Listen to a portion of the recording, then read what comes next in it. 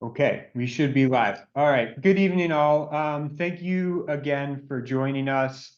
We know the last meeting was a calamity of natural disasters, minor albeit, and we didn't do a great job of introducing ourselves and giving you all time to get your questions answered. So we're back again tonight in hopes of um, sort of answering anything that's on your mind, and also like diving further into some of the slides that we showed at the last meeting. Tim's with me tonight, who'll be co-anchoring this, and we definitely want to make sure that you have enough time to get questions answered, and also hear about what we've sort of like reflected on and thought was relevant to share with you all following the last meeting. I first just want to start with, about a year ago, the school board asked the administrative team to sort of think big and think outside of the box and innovate within our departments and our schools. And from the counseling perspective, supporting students' well-being is obviously priority number one, and followed closely by that is, college advising. And so in an effort to sort of capture both of those bigger sort of touch points for counselors, this role that Tim fills right now was carved out. And this past year, his work with our current ninth graders and the current fifth graders, but relevant to to your children, the current ninth graders, has been tremendous. That work is going to continue. You will all have plenty of time to get to know him. We're really excited about what he's brought to the district, to the school, and to the elementary school. And he's just been fabulous, and all the ninth graders love him, and so too do the fifth graders. So we're excited that he's with us, and we're also excited from the sort of upperclassmen side, some of the value add that we've been able to bring to 10th, 11th, and 12th graders this past year in terms of smaller group settings and advising them about college and sort of the preparing for college. But more relevant to you all and tonight, I just wanted to give Tim a second because I think last time, between the power outages and the internet, he didn't really do justice to let you all know sort of the work that we've been doing thus far with the eighth graders. And then we'll dive into like the course, more specifically about the courses. So that's your cue, Tim. Yeah, thank you so much, Aaron. And it's a pleasure to be here tonight. And I've certainly met some of you on the call, but not all. And I really do appreciate the time that you're giving up tonight to be with us. And hopefully, like Aaron said, we can get as many of your questions answered as possible. And so, as part of my work this year, we felt it was really important for me to get in front of the eighth graders as early as possible, and also over the span of several different times. And so, what I did was I pushed into, we had advisory assemblies.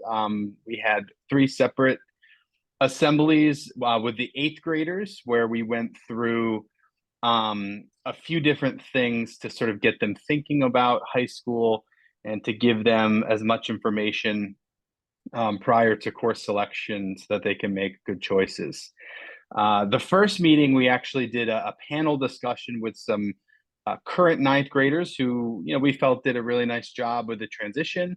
And so we titled that Life of a Ninth Grader. And so we had a chance to hear from them a little bit, and the eighth graders got to ask some really specific questions relating to ninth grade that I think they felt, were answered pretty honestly from students that are living it and breathing it now.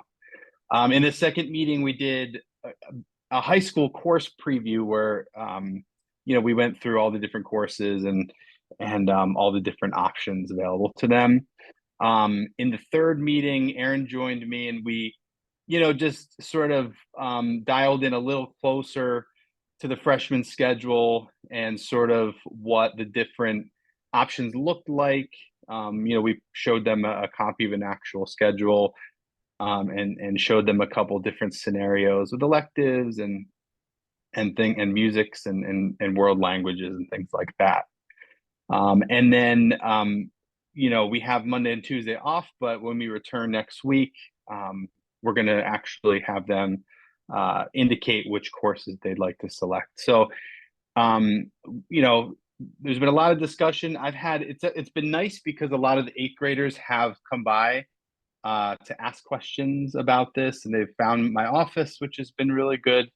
So there's certainly a lot of discussion, and I know they're talking a lot to each other, and to you as parents as well. So that's been, I think, really positive, is that there's been a lot of discussion around courses so far. Thanks, Tim. So, some of you might have opened that email from earlier today, just about giving you an opportunity to sort of give us time to prepare some, sort of frequently asked questions, if you will. So these were some common themes that came up both from your self-reporting and just like it on the heels of the last meeting. We'll start with maybe the bigger one, which is science. In a few slides, I do have a visual of the sort of science flowchart, for lack of a better word, that just kind of gives you everything on a one pager of different science courses. But this concept of doubling up is something that, frankly, like the students came up with. This is my 8th year in the building. This was in place. Students were doing this before I got here, and so what you'll see from the science curriculum is in 9th grade, students have the option and are recommended for one of two courses. It's the full year chemistry and physics class, or the full year of living environment. In 10th grade, the second half of our core curriculum is a semester of biology and a semester of earth science. And so this idea of doubling up is some students have taken those 10th grade courses and put them into their 9th grade schedule, hence doubling up on science. And what we've decided to do, and actually this is a little bit new for this year as well, next week when we ask students to pick their classes, if they're interested in doubling up, we're going to ask them to indicate that during that advisory session next week. On the heels of that, we are going to reach out to them and schedule some time for that group of students that indicate they're interested to meet with current science teachers, high school science teacher, and maybe even some high school students to hear really about that, sort of like a day in a life, if you will. And then following that meeting, I think Tim will just follow up individually with those students. And obviously you as parents as well will be clued in as to whether or not your child indicates that. And so after that sort of interest meeting, they'll be able to indicate whether or not this is something that they want to pursue. I also do want to share, and I think this came up in our last call, but worth mentioning again, there are currently 10 ninth graders that are doubling up on science. This, I think it's common that teenagers are like, everybody's doing it. And maybe that's true for some things, but in this case, there are literally 10 students in ninth grade that are doubling up on science. The other thing to consider, and actually what I would suggest, quite frankly, is if your child is somebody that really enjoys science, really likes to be challenged, is efficient at doing their homework, you might also want to consider waiting till 10th grade to double up on science. By doing this double science in 9th grade, it sort of accelerates the speed at which students can take advanced placement classes in the science department. And so if you take chemistry and physics in 9th grade, you still have an opportunity to take an advanced placement science class in 10th grade.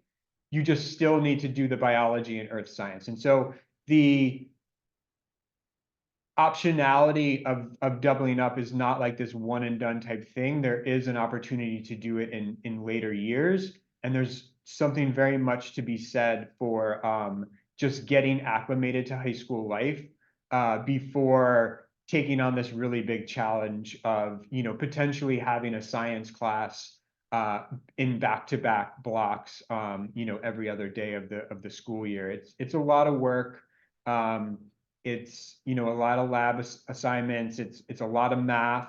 And it's frankly just, it's not for everybody. So, the first, criteria when thinking about whether or not to do it should definitely be like, do I love science, right? How are my science grades? How much time do I have after school? Am I going to be able to, spend this much more time on science when also taking care of all my other, academics, in addition to anything else you have going on outside of school?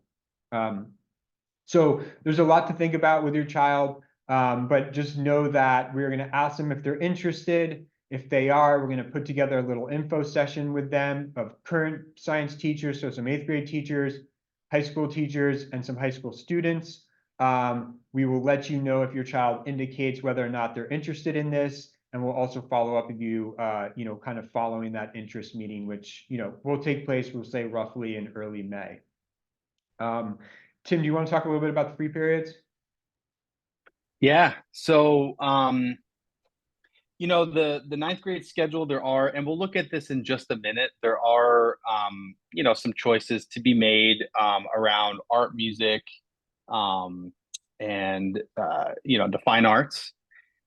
There's selections around electives, and so with everything kind of fitting in into the ninth grade schedule, it is possible that some kids would have a free period.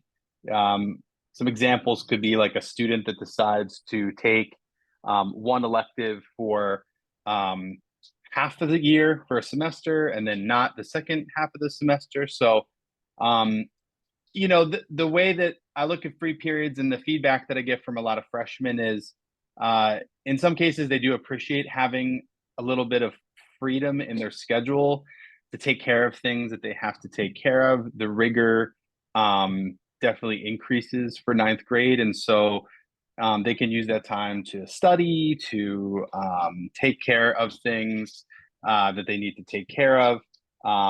So, there are, and I will say too, this year I got a lot of questions at the beginning of the year about should my kid have more free time? Should we try to fill the schedule entirely? And so there's just a lot of consideration around the free period that you'll have to think about when looking at all the selections and seeing how it all fits as well. And the other thing I would say as well is, when the schedules are released, probably in late August, to take a look at them for sure, but also to think about the free period and whether or not it's something you think your child would really need. Aaron, I don't know if you wanted to add anything to that. No, I mean, I would just, it's not necessarily, I would say it's not common that a ninth grader has a free period, but some of them definitely do. As they become upperclassmen, that those are more the students that you see coming and going from the, Meadow side of the building. But some ninth graders have free time. And, I can also tell you, and this sort of bleeds in a little bit to the schedule changes, which I'll talk about. If you get your, when the students get their schedule in August, if there is a gap and you want to reach out to, to Tim to see if something can be changed, we're happy to do that. And that brings me to schedule changes. So in terms of, like where we're at now, students are going to make these choices next week. We are going to give you a few weeks time to digest them. And you'll be able to see those choices in Infinite Campus. And we will alert you to where exactly you can find that once they're all there. After that, we're going to take things offline as we like build the actual schedules for the students and put them in classes. And then, you will hear from Tim again if something's not working, or if they're getting conflicted out of a class. If you choose to take, 2 electives that happen to be running at the same time, obviously you can only pick one. So you'll hear from us in that case. And then it's pretty quiet over the summer. And when schedules come out in August, the last week, we allow students to make changes, right? We allow students to drop something and add something. We allow students to drop something where we do not, we can't accommodate teacher requests, we can't accommodate friend requests. There's only so much wiggle room we have in a really small school to do things like that. So that's a really hard ask of us. But once school starts, if things aren't working out in any given class, for example, somebody's in a math class that maybe is moving too fast or is too challenging, we allow students to make those changes within the first, I'd say, 5 to 6 weeks. You just have to reach out to Tim, and he can help you sort of figure out what right course is and what needs to be changed. Which kind of brings me to math placement. I do have the flow chart, which I'll show in a moment. But just in terms of criteria and timing for math placement, and we explain this to the students as well, you will hear from either Tim or your child's current math teacher, I'd say in the middle of June, about the recommendation for next year's math class. And the reason being is twofold. One, your child's current math teacher needs to see how they do for the fourth quarter, really needs to get just that complete picture. Also, for those of you that have children in Algebra 1, like a lot of the heavy algebra material is picking up now, or going back to the beginning of the fourth quarter, so they want to see how they do in that fourth quarter. And then a big piece is obviously the Regents exam, which is June, I think, 4th or June 6th. So the score on the Regents exam is an important data point, but the math teachers actually look at the free response section of the algebra Regents. So there's some multiple choice, and then there's some free response on the math Regents. So they look into that specific section and sort of see your sub-score, and so from your full year cumulative grade, from your subsection score, from just anecdotal year-long observations that your child's teachers had with your student, their student, and possibly with you, a recommendation for math is made in middle of June. Tim, you want to talk about club involvement in the transition program? Absolutely, yeah. So this past year in the first week of school, we had a club fair for the ninth graders, which happened at nighttime, and it was in the school cafeteria, and all of the clubs had like trifold setups with representatives from each club, so that the students could walk around and not only hear about the clubs but sign up for them. It was a nice evening because it did allow kids to as a group, sort of walk around and hear a lot about what was going on. So we're planning to do that again. The club lists, a couple of students actually came by recently to ask about what clubs there were. So that was fun to share with a couple eighth graders that came by the other day. And then another cool thing about freshman year is the freshman transition program. And so essentially we have upper class leaders that push into, we put all the freshmen into groups based on their health class. They're usually about groups of 12, 12, 13, 14. And so the upper class leaders meet with those groups periodically throughout the year. But in September, starting on the first day of school, they meet the students for a tour. They do some icebreaker activities on the first day with them to sort of get them in the building and get them excited for the first day. Within a week or two, they met with them again this year to talk through the transition and the first couple of days, and just to sort of help them troubleshoot anything that was coming up for them and to help guide them. We did a joint trip to Boundless Adventures at the end of September, sort of as a team building activity with their groups. And throughout the year, there have been a lot of different activities that they've done together. They talked around study skills and shared organizational strategies that they use with their freshman groups. We had a study skills crash course that we did around midterms. We did a gingerbread contest. So we kind of mixed it up between fun activities and really things that are for the freshman students thinking about to help make it a smooth transition for them. So those groups are really fun, and the kids seem to really like them. So that's an exciting program that the ninth graders participate in as well. Awesome. All right, we're gonna move along here again. Just that last bullet point I think I covered before, but you will be able to see what their choices are through Infinite Campus, and we will alert you to when that is viewable. Shortly after they make their course choices next week.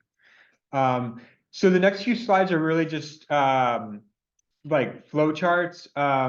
All of this is accessible on our website. I'll also share like direct links to it, tomorrow when I send out this recording and the slides. I'm not going to speak too much about it. I do know Anne, when I was trying to restart my internet a few weeks ago, I know Anne spoke at length about the sort of like the curriculum behind a lot of these courses. There were some questions following that just about like what happens in the sequence. So I just wanted to draw your attention to like information about what comes after 10th grade English is definitely accessible in one spot and easy to find. And so we have that for these 4 academic areas. We have that same flow chart for math, which many of you are familiar with. Again, also on our website. And I pulled this last one. There were some questions about science, because that, I guess, in that previous slide is a little bit less clear. But at the moment, and I say at the moment because to the far right under that 11th and 12th grade column, there's some new classes that are going to be introduced next year, specifically oceans and anatomy and physiology. And so this is all to say, we are continuing to innovate in the high school, continuing to sort of take the pulse of the students and hear from them about what they're interested in, what they want to take, what they're curious about. And our teachers try to meet them where they're at, quite frankly. And so these 2 courses sort of were birthed from that, from student interest and from faculty expertise as well. And this just, again, is just like a nice one-pager to get you all familiar with what is available to you and your child, I should say, in the science department. Also, you might note, and it does a good job on this chart, unlike some of the maybe others, it gives you some of the prerequisites for some of the advanced placement classes in the science department. All advanced placement classes have prerequisites. Generally speaking, they can all be found in the course guide. When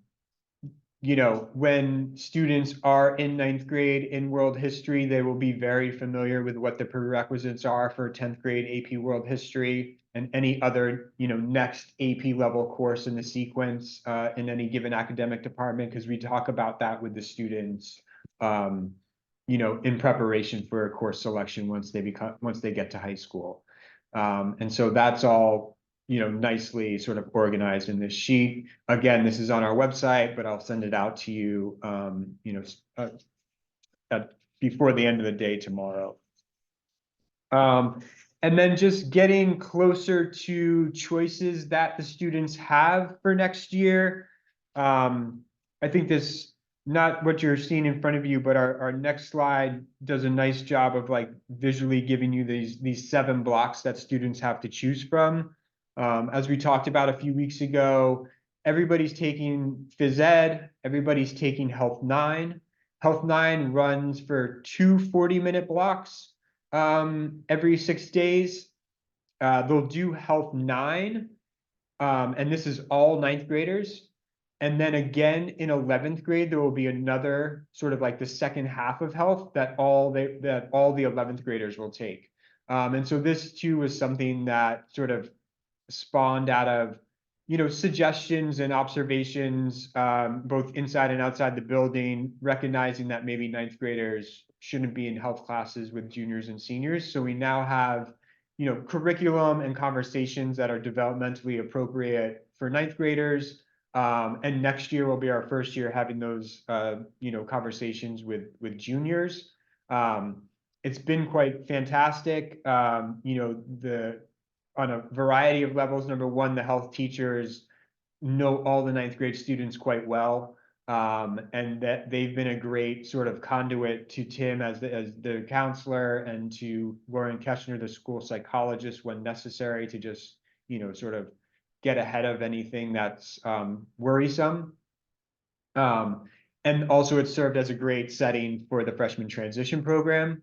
I'm looking forward to next year for the juniors, because there's a lot of work that the counseling department does with the juniors as it relates to college, and we're going to do those push-in lessons and those workshops through that health class as well. So there's going to be like a nice, perfect setting to meet the students sort of where they're at.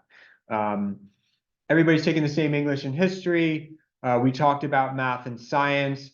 And so really for next week, where the students are going to have three choices, and I just like kind of highlighted them here as a visual. The eighth graders have definitely seen this information. They're going to be choosing from an art credit, they're going to be choosing a language course, and they're going to be choosing for an elective. And just to kind of go off of maybe some of the earlier questions and questions that came in prior to the call,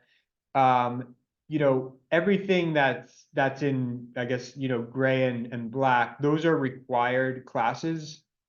And so any free time would come from some of these yellow blocks that maybe students choose not to take, or choose to only take, like Tim said, an elective for a semester.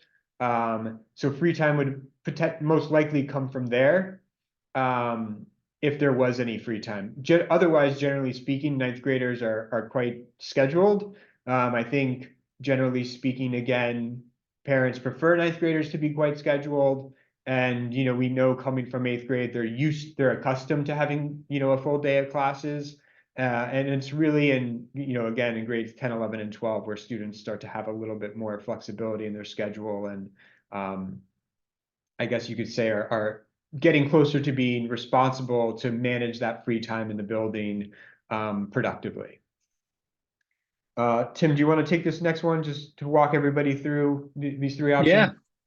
Yeah. So, there's kind of three segments like Aaron just shared. The first is around world language. And for the most part, many of our students are just going to be continuing from what they're doing this year as eighth graders.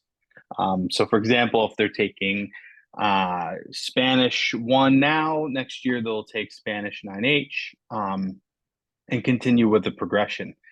Some students have the sort of curiosity or the desire to change their language from what they're doing now, which is okay. In that case, they offer an entry-level Spanish course, and they offer an entry-level Mandarin course. So kids that want to shift over to those languages and start from the basics, they can do so. So, those are two options if they want to switch, and otherwise kids will likely be continuing from what they're doing currently. Under the art, music, or theater arts credit, it's kind of a big umbrella here, but it includes the performing arts, band, orchestra, choir. It includes acting and directing. And just to note, you'll see a couple classes that have sort of like acting/directing.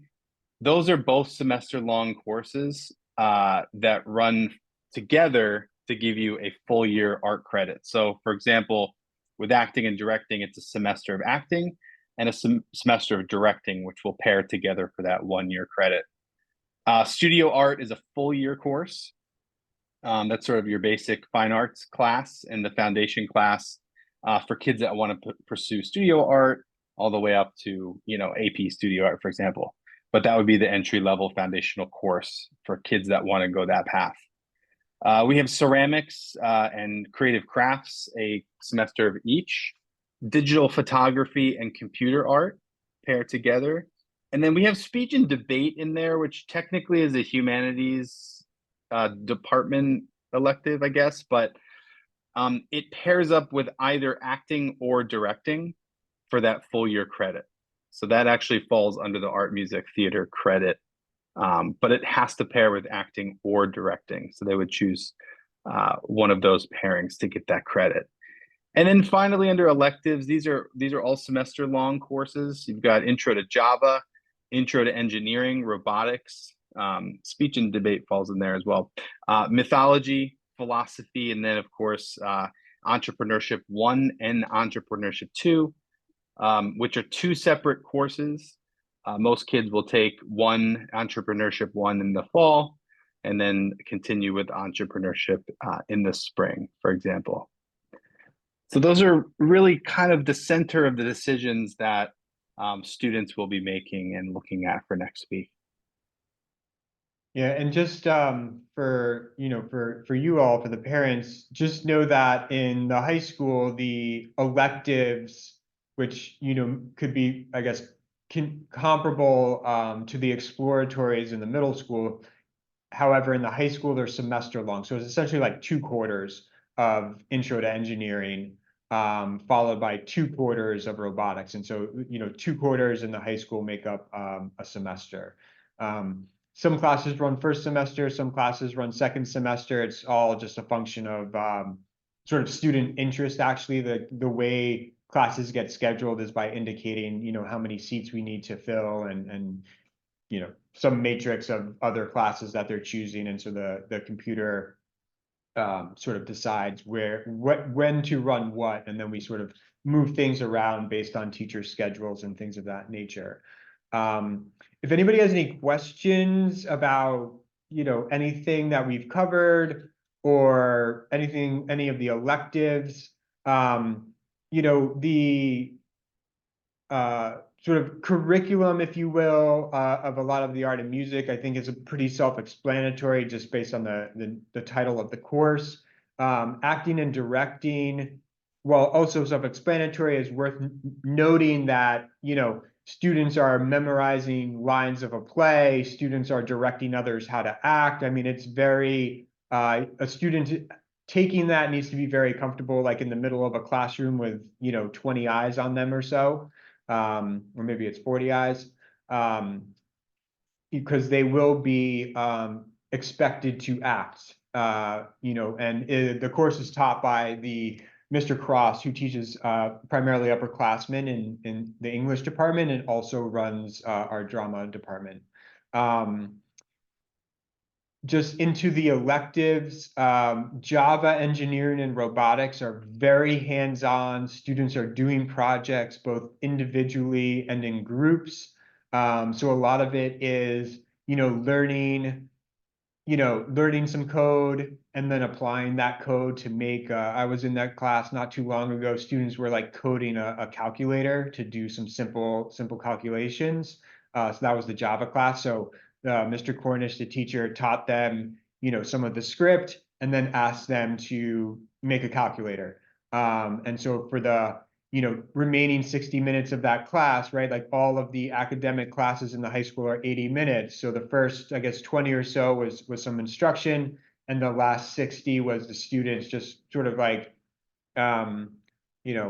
problem solving their way through this project. And at the end of that block, on that specific day that I visited, students like turned in that work, and that was, that's, you could sort of generally see that as like the sort of flow of a course like that.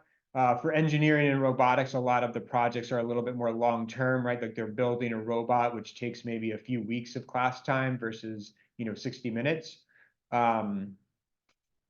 So those classes are great, especially for, those of you that have children that are interested in, sort of building things, computer science, problem solving, working with others. Those are always exciting. A lot of those courses are taught in the Innovation Center. Students are using, 3D printers and, a whole bunch of equipment that we have, obviously under the teacher's supervision.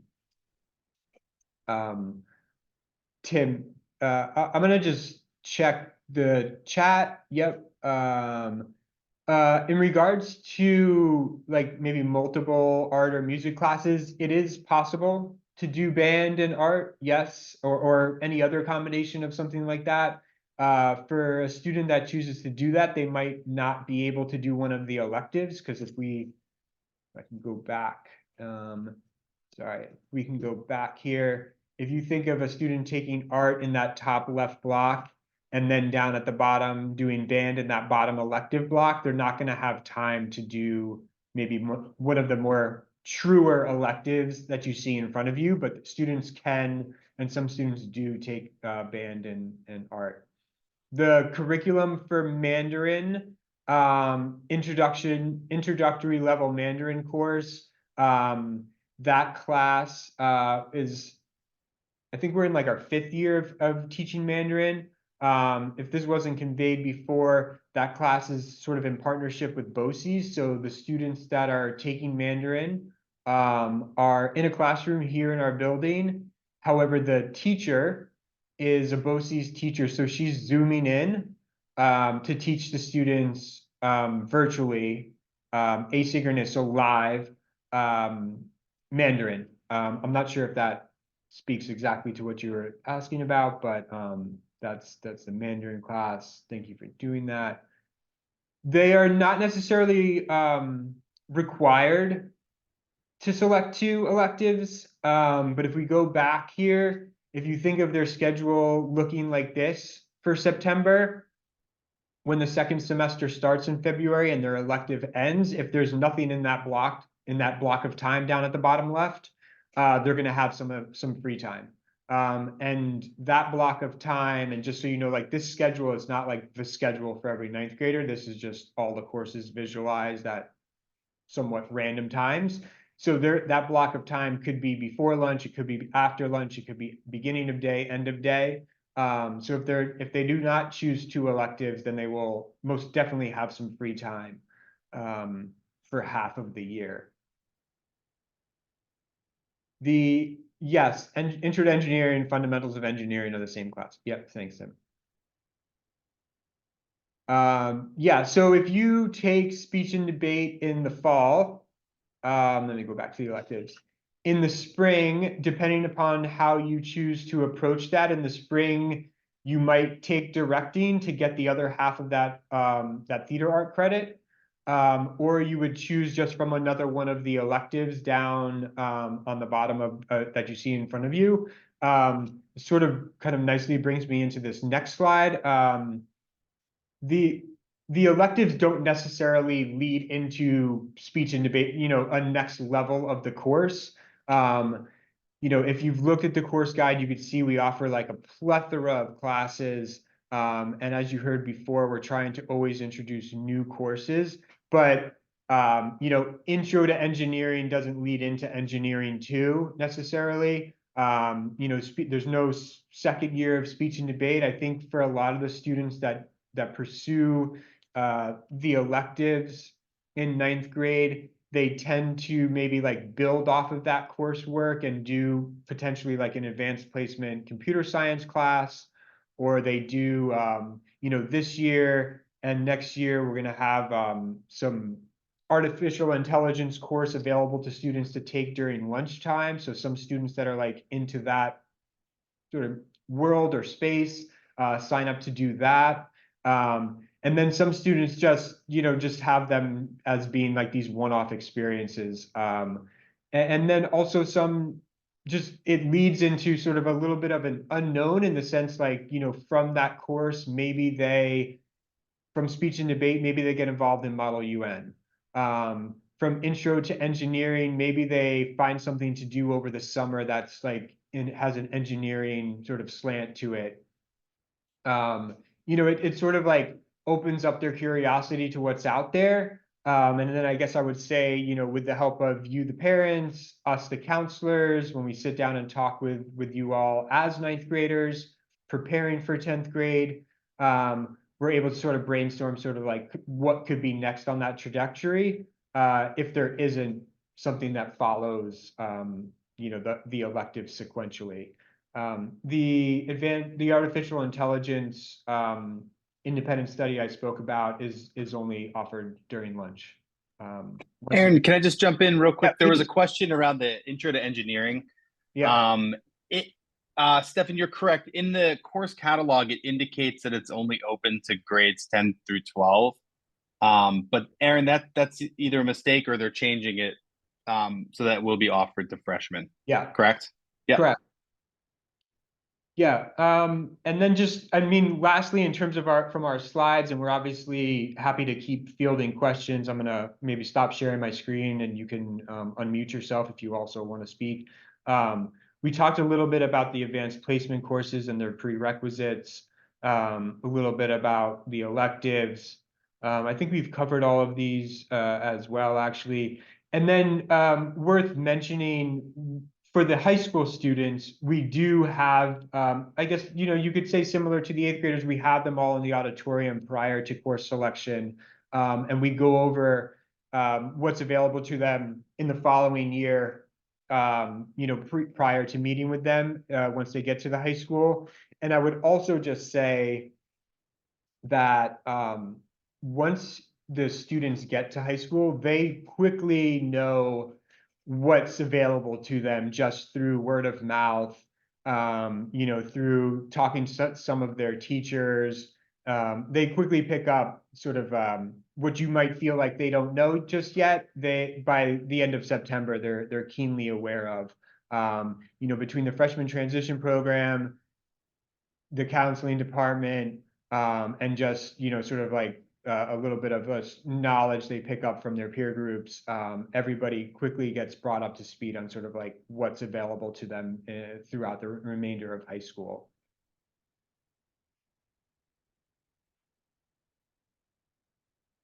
Happy to answer any questions. Thank you.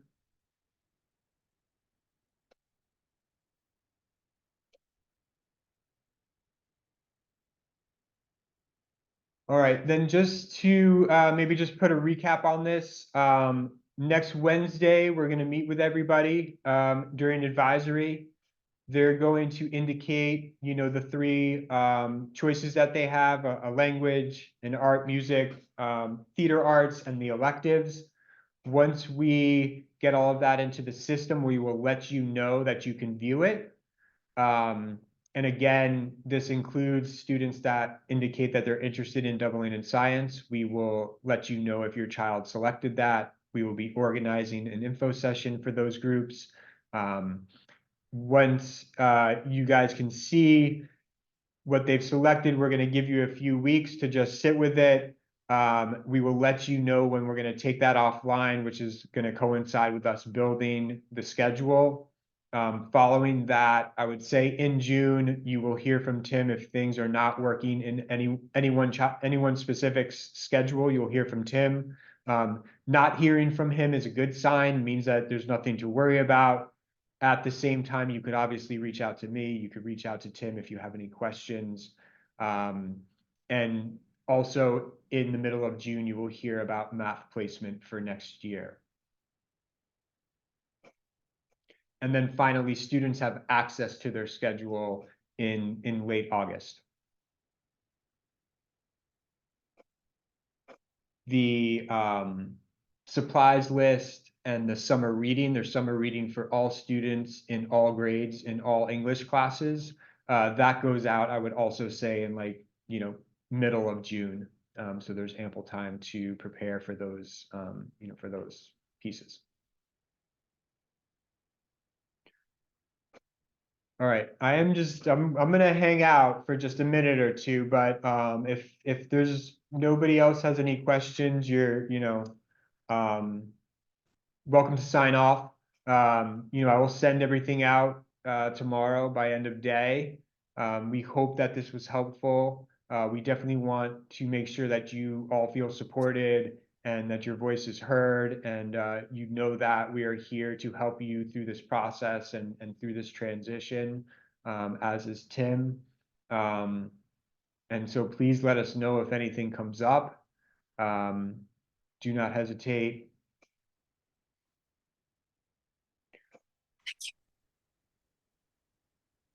All right. Can we yeah. ask questions verbally? Yeah, of course, go for it. And he thank you so much for today. It's Natasha, Mart, and Reef's mum. And I know I've asked this, but I can't recall what the answer is in terms of if a child really enjoys art this year, what is the most aligned art for next year? Is it the crafts or the art? I'm just getting mixed stories from people, from my kids. Yeah, I mean, I would probably say it's the year of art. At the same time, and as you can imagine, a lot of those semester-long art classes, photography, ceramics, crafts, sort of spawned out of student interest. So if you know your child is actually just more curious or interested in ceramics, then that would be the course. I would say that would be the course to take. But the studio art is really more like the survey of art, right? They're doing, you know, painting, landscapes, you know, portraits, some sketch work. Like they're doing a lot of different modalities throughout the year. And also for those students, like Tim said, that are really passionate about art and want to pursue it for a few years in high school, that would be the course to take to lead to some more advanced work in junior and senior year. So it sounds like the craft course is more aligned with grade 8 art then. Um, Because the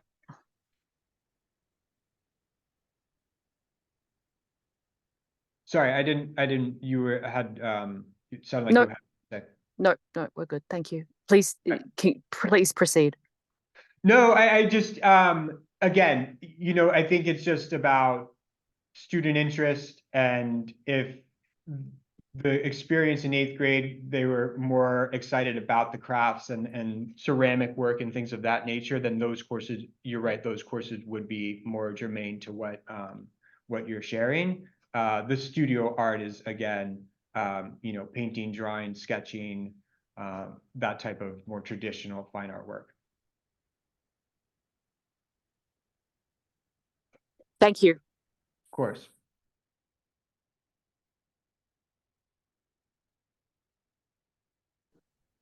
What about computer animation art?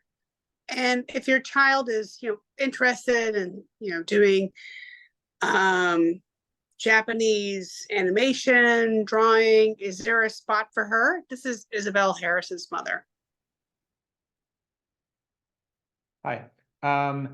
That's a tough one. You know, the computer art class is more like, you know, kind of graphic design-ish, Photoshop type work. Animation might be something that you know, my suggestion would be to do studio art to get familiar with the high school art teachers and sort of see where that thread can lead to. You know, there's no like animation course that we have, you know, and I can't speak intelligently enough about the comfortability that our high school art teachers have with that type of work. You know, I'm sure there's a lot of software involved, but getting into the studio, familiar with our art department and our art teachers could potentially lead to a direction that the student's able to pursue some animation, but there's nothing that just like on paper directly matches that interest at the moment. Understood. Thank you. Yeah, just real quick, like in the course catalog, just in looking through it, you know, under digital art 2, Aaron, I don't know if they're offering that in the sequence, but it does mention animation in that course. So it'd Yeah. be sort of like the next level from digital art 1. Yeah. Yeah. And I mean, and there are students that do, you know, engineering's another example. Like there's students who have taken courses multiple times. And so this might actually speak to something that came up before. And teachers will sort of differentiate instruction and projects within the same class for students that are taking a course for a second time. But again, just like getting in there, getting familiar with the instructor, and sort of seeing, you know, where it could lead to would definitely be like the first step for ninth grade. Thank you so much. I have another question that's specific to Chinese. Okay. Yeah, and I'm sorry, Mr. Nelson, I know I asked you this, but I can't remember when, if we want our children to take placement tests, when will that happen? Yeah, that'll be at the end of August. The exact date I'm not sure of So yet, we don't but have to worry about it now. I can just worry about it next year, next school year. yes. Well, so I think for any student that's looking to do a placement exam, you know, what I understand so far is that the world language department keeps a list of those kids and sort of organize those. Is there anything else, Aaron, you would add to that? No, There's I really just, nothing to do now. yeah, other than just get that onto our radar, which it sounds like you definitely have at this moment. So Tim Yep. can, you know, sort of keep that information and pass it along to the high school language department. And we can, you know, essentially get back to you in late August with when that placement test will be offered.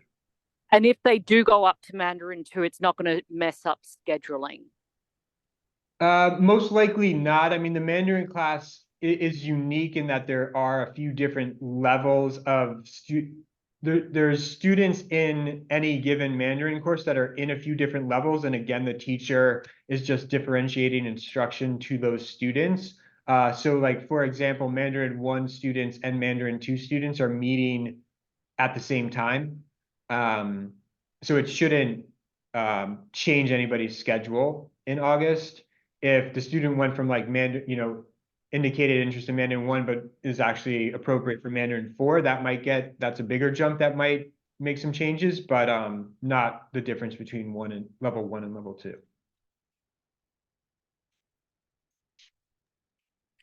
Thank you. I have a follow-up question on the electives. So my understanding is that students need to complete 3.5 credits during high school, right? So is each elective 1 credit, half a credit? Just kind of trying to get sense of how to plan throughout the high school. And second is, are some courses more appropriate for younger students as opposed to some courses to be more appropriate like later in high school? What would be your take on it? Yeah, I would, so the elective credit requirement is something that, you know, we track in the counseling department, so you don't necessarily need to lose sleep over that by any means. Also, and I didn't bring this for today's meeting because I didn't think it was relevant, but you know, the state requires, as an example, 3 years of science. So students that take a 4th year, obviously it's a science credit, but it also becomes like an elective credit. So earning enough credits in any given category is never really an issue for any of our students, quite frankly. So you don't need to worry about that. All the classes in the high school that are a semester long, so the electives are a good example of that, of courses that are a semester long, are worth half a credit, where you earn half a credit. Everything that's a full year, math, English, history, language, art, studio art, that is, anything that's a full year, band, orchestra, those are full credit classes. Oh, and then appropriate. I do think everything that's eligible, that our 9th graders are eligible to take, is appropriate, quite frankly. You know, there's probably something worth unpacking there in your question that we could talk about offline maybe. But the 9th grade classes, I mean, philosophy, mythology, Java, these are, you know, in terms of what's being discussed or taught, are developmentally appropriate for 9th graders. Yeah. Thank you so much. I know that my daughter enjoyed tech. So what would be something that's the most related to tech? Is that engineering or robotics? Yeah, I would say those. So those are 2 different classes, and I would absolutely say yes, those 2 courses would be most similar. And I think even you build off of some of the work that's done during the tech class during, whether it's 6th, 7th, or 8th grade. A lot of trial and error, a lot of building and sort of unbuilding and putting back together in engineering and robotics. Great, thank you.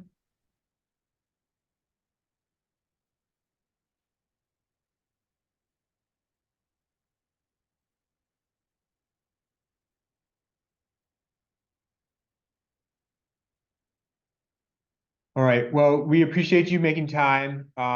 Again, if anything comes up, please let us know.